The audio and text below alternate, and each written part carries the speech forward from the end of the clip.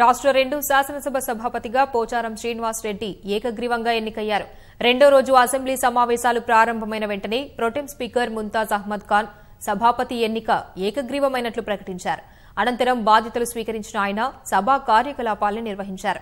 సుదీర్ఘ రాజకీయ ప్రస్థానంతో ప్రత్యేక గుర్తింపు సాధించిన పోచారం శాసనసభను ఆదర్శవంతంగా నడిపిస్తారని సీఎం సహా విపక్ష సభ్యులు విశ్వాసం వ్యక్తం చేశారు.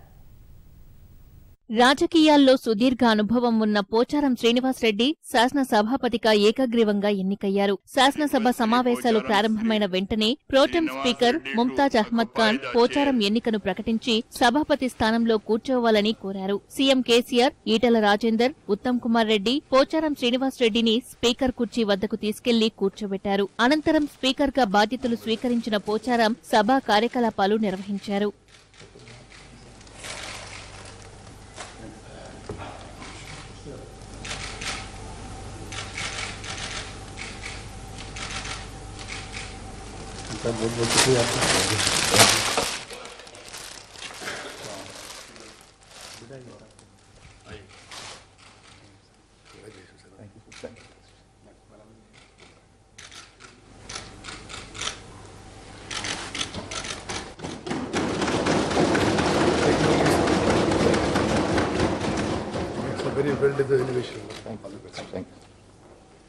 సభాపతిగా ఎన్నికైన పోచారం శ్రీనివాసరెడ్డికి ముఖ్యమంత్రి కేసీఆర్ శుభాకాంక్షలు తెలిపారు. పోచారం రాజకీయ ప్రస్థానాన్ని గుర్తు చేసిన సీఎం వ్యవసాయ శాఖ మంత్రిగా సాగు రంగంలో విశేష ప్రగతి సాధించారని వివరించారు.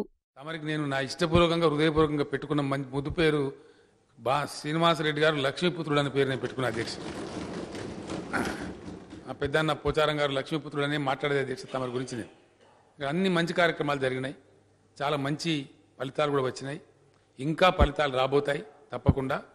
అది ఈ రాష్ట్ర రైతాంగానికి తద్వారా దేశ రైతాంగానికే దేశ అనేక వ్యవస్థలకు దిక్సూచిగా నిలిచి గొప్ప పేరు సంపాదించడం తప్పకుండా ఆ కీర్తి తమకు దక్కుతుంది. తమ జీవిత చరిత్రలో చెరగని అంకంగా ఆ భాగం ఉంటుందని మనవి చేస్తా ఉన్నది. యాక్చువల్గా తమరి ఇంటి పేరు పోచారం కాదు అధ్యక్ష, తమరి ఇంటి పేరు పరిగే. కానీ తమరు పోచారం శ్రీనివాసరెడ్డిగానే పరిస్థితులు బాగా. వాస్తవానికి తమరి ఇంటి పేరు కాదది, తమ గ్రామం పేరు, తమ స్వగ్రామం పేరు. ప్రజాస్వామ్య పరిరక్షణ వేదికకు అధ్యక్షులుగా ఈరోజు తమరు ఎన్నికయ్యారు.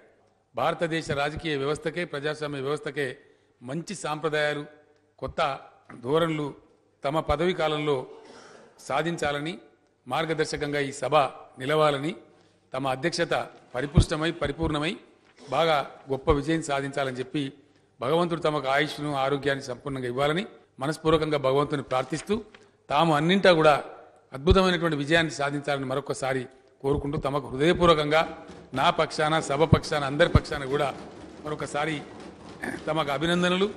ఏకగ్రీవానికి సహకరించినటువంటి ప్రతిపక్ష పార్టీలందరికీ కూడా మరొకసారి వినయపూర్వకంగా నమస్కరిస్తూ నేను సెలవు తీసుకున్నా ఉన్నా అధ్యక్ష. పోచారం శ్రీనివాసరెడ్డి ఎన్నికపై విపక్ష సభ్యులు హర్షం వ్యక్తం చేశారు. శాసనసభ్యునిగా, మంత్రిగా విశేషమైన సేవలందించిన పోచారం స్పీకర్ పదవికి వన్నె తెస్తారని విశ్వాసం వ్యక్తం చేశారు.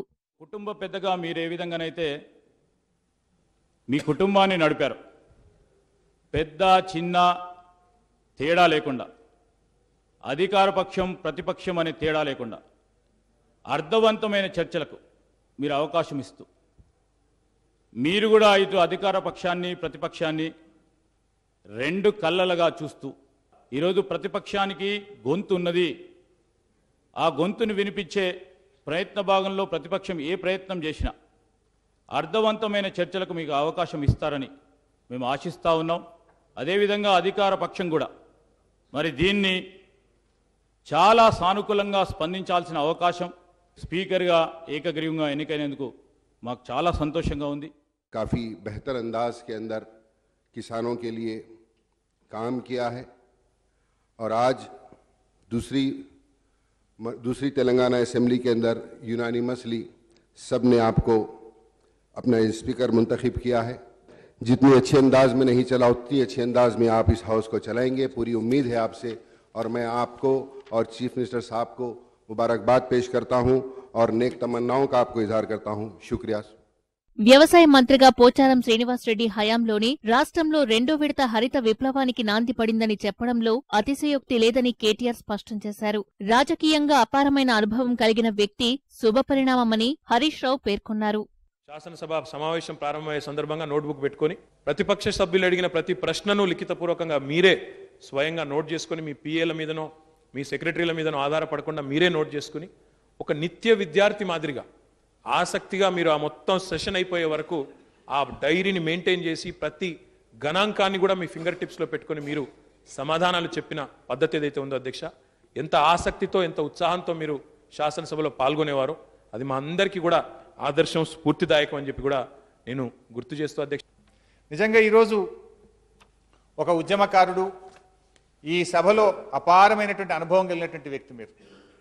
డీసీసీబీ చైర్మన్గా, 6 సార్లు ఎమ్మెల్యేగా, ప్రతిపక్ష శాసనసభ్యుడిగా, అధికార పార్టీ శాసనసభ్యుడిగా, వివిధ మంత్రిత్వ శాఖలు నిర్వహించినటువంటి అనుభవం కలిగినటువంటి మంత్రిగా మిమ్మల్ని ఈరోజు మన సభానాయకులు కేసీఆర్ గారు సభాపతిగా ఎంపిక చేయడం అంటే ఒక సరి అయినటువంటి వ్యక్తికి సమున్నతమైనటువంటి గౌరవాన్ని ఈరోజు మీకు లభించింది. సభాపతిగా ఎన్నుకున్నందుకు పోచారం సీఎం ఎన్నికకు సహకరించినందుకు విపక్ష సభ్యులకు ధన్యవాదాలు తెలిపారు.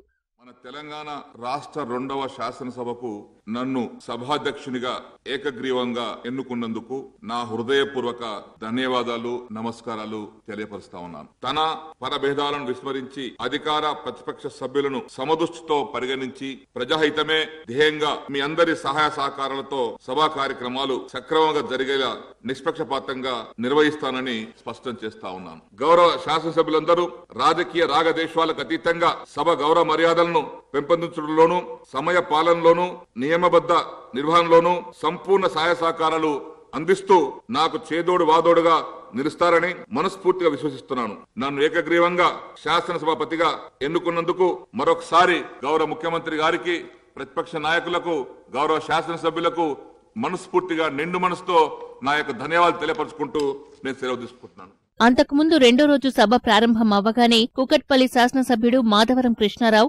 ఎమ్మెల్యేగా ప్రమాణ స్వీకారం చేశారు. తెలంగాణ శాసనసభ సభ్యుడైన మాధవరం కృష్ణారావు నేను డిమాండ్లకు కట్టుబడి ఉంటానని, వాటిని అనుసరిస్తానని, సభ మర్యాదను పాటిస్తానని, సంపాదనలను గౌరవిస్తానని దైవ సాక్షి ప్రమాణం చేస్తున్నాను.